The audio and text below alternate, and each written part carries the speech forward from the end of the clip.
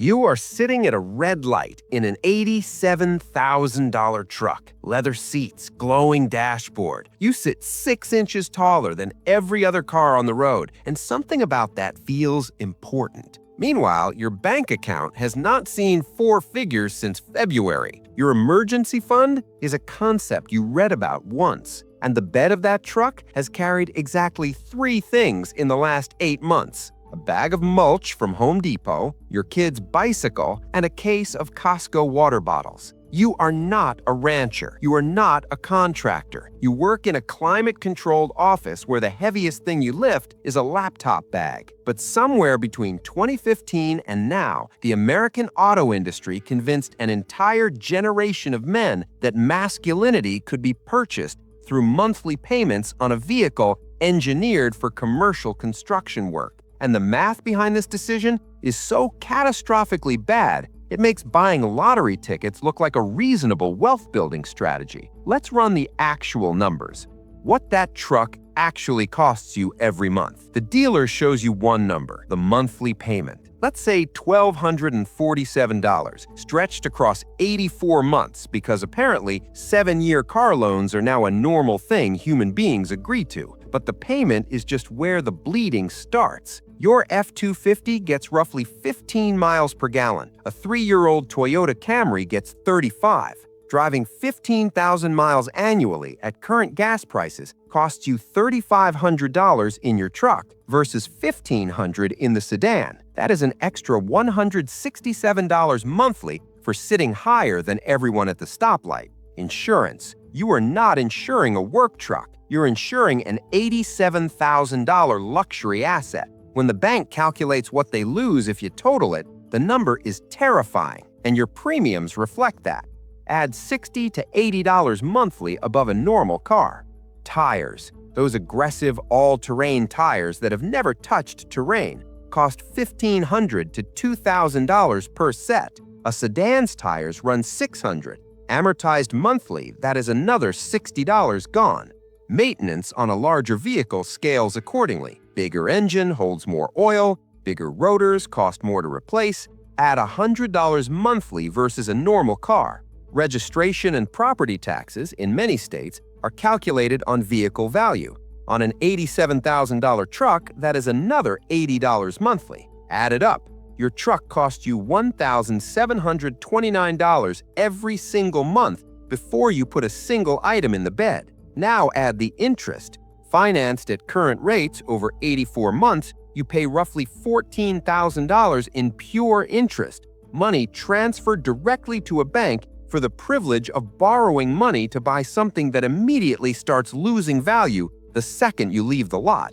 The actual opportunity cost. A 3-year-old Toyota Camry costs $28,000. Monthly payment around $450. Insurance, gas, maintenance, registration, all in around $850 monthly total. The gap between the truck and the sedan is $889 every month. Over 7 years, that is $73,000 in extra spending just to drive the truck instead of the sedan.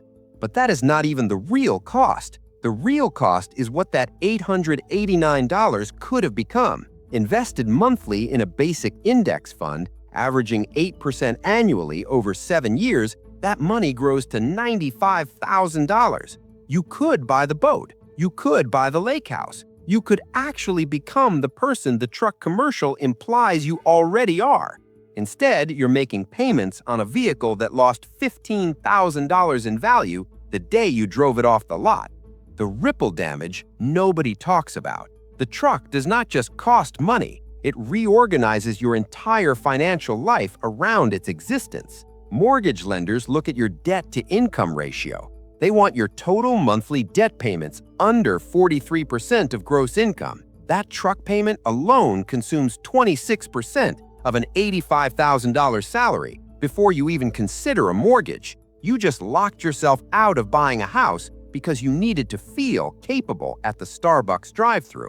Your buddies plan a trip to Colorado. Flights, lodging, lift tickets, roughly $1,200.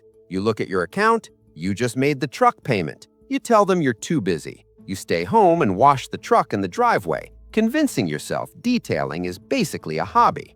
Your emergency fund never materializes. Financial advisors say 6 months of expenses. For you, that's around $18,000. After the truck payment, insurance, groceries, you may have $200 left monthly. At that rate, it takes 7.5 years to build that fund, meaning for 7.5 years, you're one transmission failure away from a credit card spiral, and that spiral arrives eventually. The work clothes you needed, the out-of-state wedding, Christmas with nothing saved. Within 2 years, you're carrying $6,000 in credit card debt at 23% interest. You're paying $115 monthly in pure interest for things you bought in the past. Financial evaporation with no asset to show for it. If this is making you do the math on your own situation and you want this kind of financial reality check every single day, hit subscribe. Back to it. The career prison nobody names. Here's the damage that surprises people most.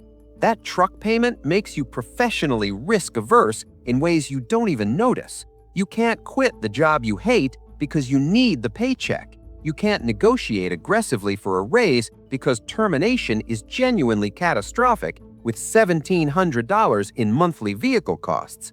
You can't take the entrepreneurial risk, the career pivot, the lateral move that might lead somewhere better.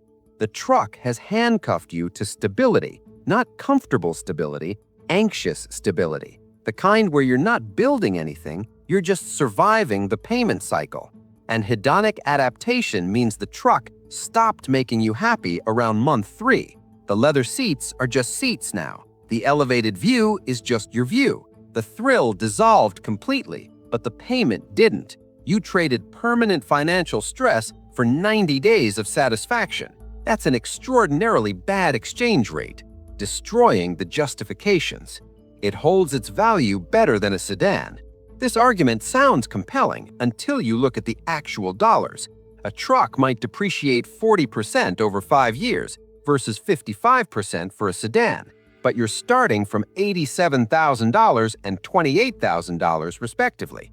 The truck loses $35,000 in value. The sedan loses $15,000. You lost more than twice as much actual money while congratulating yourself on the superior depreciation percentage. Percentage depreciation is meaningless when the absolute dollar loss is double. But I might need to haul things. You might need a lot of things. You might need a motorcycle for traffic. You might need a minivan if you have 4 kids. You don't purchase vehicles for scenarios with a 3% chance of occurring. You purchase them for what you do 95% of the time. 95% of the time, you're driving alone on paved roads to work and back. You could rent a truck or a trailer for $29 every time you actually need to haul something and still save $80,000 over 7 years. But I actually use mine. If you genuinely haul equipment weekly, tow a boat regularly, work a job that requires truck capability, you're buying a tool. Tools are justified by the work they do. But be honest about whether that's actually you or whether it's the story you tell yourself to justify a purchase you made for different reasons entirely. The parallel universe test. 2 versions of you. Same income, same city, same life. Universe A bought the truck. 7 years later, you own a truck worth $45,000 with 0 savings, a credit card balance, and a retirement account that makes you embarrassed to look at it. Universe B bought the Camry and invested the difference. 7 years later, you own a car worth $12,000 and $95,000 in investments. Your mortgage is approved. Your emergency fund exists. Your retirement account is real. You took the trip to Italy last spring. Which version of you is actually winning? The auto lobby has spent billions convincing you that Universe A is the stronger man, that driving something powerful and imposing is connected to competence and capability. It's brilliant marketing. It's also complete fiction. Your grandfather drove a station wagon and built his own house. The vehicle you drive has nothing to do with your capability and everything to do with your financial literacy. What to actually do? If you already own the truck and you're drowning, sell it. I don't care if you're upside down on the loan. Take the hit now because the alternative is taking a larger hit spread over 5 more years of payments. Stop the bleeding. buy something reasonable.